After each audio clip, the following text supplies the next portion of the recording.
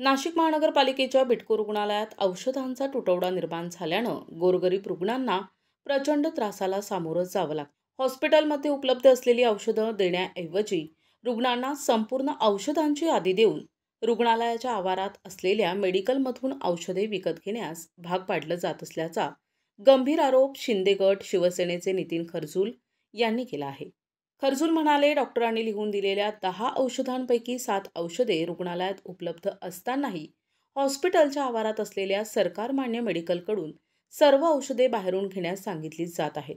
शिवाय डॉक्टर केस पेपरवर शिक्का मारून बाहेरून औषधे घ्या ही गरीब रुग्णांची उघड लूट असून प्रशासन याकडे डोळेझाक करत आहे। खरजूल यांनी निवासी वैद्यकीय अधिकारी डॉक्टर शिल्पा काळे यांची भेट घेऊन हा प्रकार निदर्शनास आणून दिला।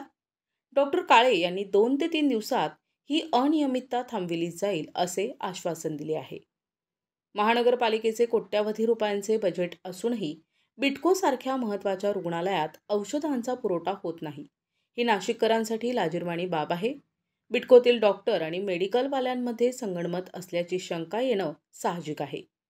तसेच त्यांनी महापालिका आयुक्तांना आवाहन केले की बिटको रुग्णालयात तातडीनं औषधांचा पुरवठा करावा। बिटको हॉस्पिटलमध्येच सर्व औषधांचा साठा उपलब्ध करून द्यावा। हॉस्पिटलमध्ये स्वतः औषध वितरण केंद्र असूनही आवारात दुसरं मेडिकल ठेवण्याची गरज नाही। बाहेरील मेडिकल बंद करण्यात यावे, अन्यथा आम्हाला शिवसेना पक्षाच्या वतीनं तीव्र आंदोलन करावे लागेल असा इशारा खरजूल यांनी दिलाय।